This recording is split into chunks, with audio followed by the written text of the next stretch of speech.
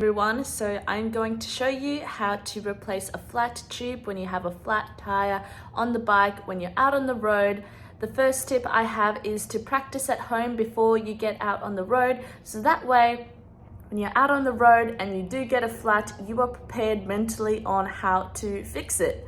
So practice at home in your living room in the comfort, take your time, pause this video if you have to, replay it, and there are plenty of other videos on YouTube, online, on how to replace a flat tube, but I'll try to explain it the most simple I can and the most easy way to follow that I think is the best way to replace a flat tube. Okay, so what you're gonna need is a spare tube, obviously, that matches the size of your wheel. You'll need a pump, so if you're at home, you can use a floor pump, or if you're out on the road, you can use a hand pump, or you can use a CO2 canister, which is the fastest way, but the problem is they are disposable. This you can use as many times as you want, but a CO2 canister is only one use. And you're gonna need tie levers. You can only use one, but I recommend if you're a noob to have two, okay? And also you're gonna need some arm strength. No, I'm joking, you don't, but you'll see what I mean. So the first thing you do, you're gonna take out the wheel, and this is the front wheel, so I just unscrewed it, and then you're gonna push the tire to the sides, all the way around the diameter. So push it. And the best way I like to do it is like a pizza, so you have it horizontal, and you can take out the tube top thing off and unscrew that. Righty tighty, lefty loosey is the game. Have to change because it's getting a bit cold.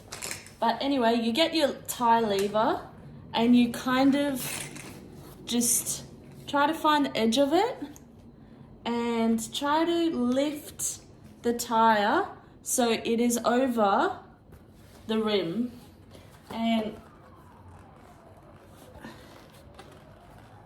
you want to kind of catch it.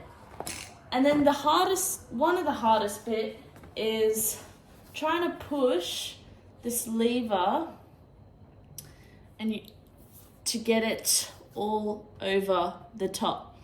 So it's kind of hard to explain, but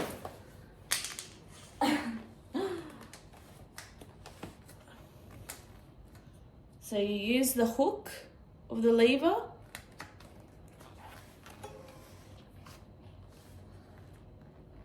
and you try to catch it so that the tire is over. And you can try for the other side.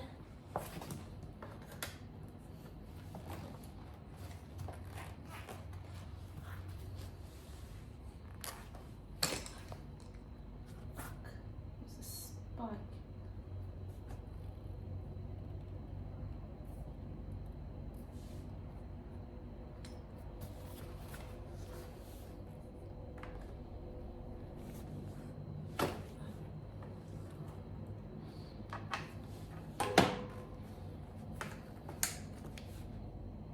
Going like this, and then once I've caught it, I've loosened the tire. See that? Now it's loose. So I got my pizza and I take out the tube.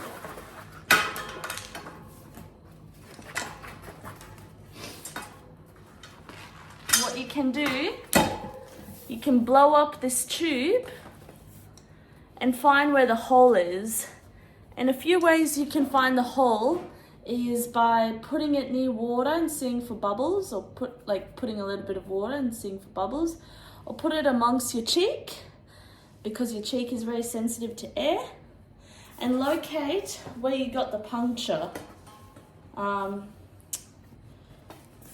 So you can also recycle these tubes and use it as a bungee rope for your pannier rack. That's a good zero waste tip.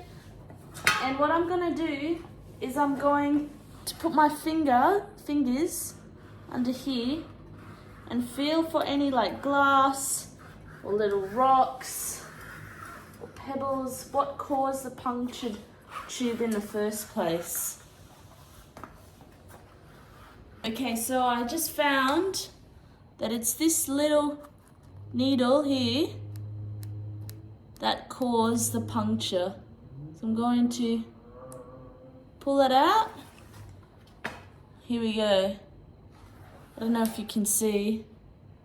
This is the needle that caused the puncture. Damn you. Okay, so now that I've removed what was causing the puncture, I went around and checked again. Here is for my spare tube. Open it up and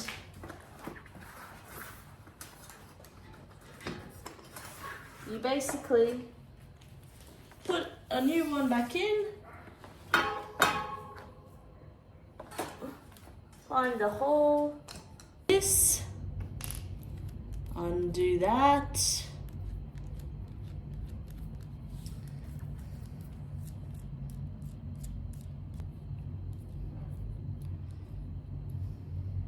now this is a mountain bike tire and I'm using a road tube, but it's the same sizing. If you don't know what size tube to get, you can see on your wheel here, it says 700C 622 by 1/4.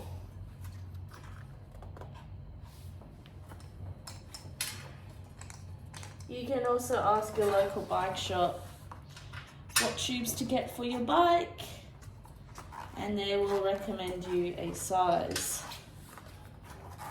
And you basically shove the valve in.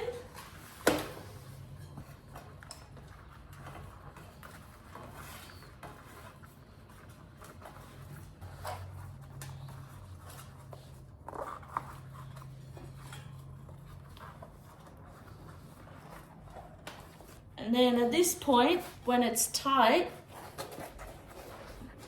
you just continue around the sides.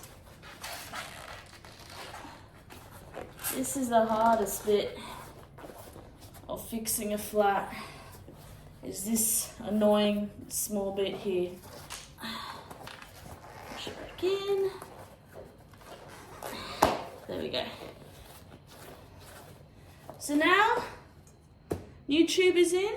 So you want to blow it up to around 90 to 100 psi. Around 90 to 100, just because I prefer that comfort.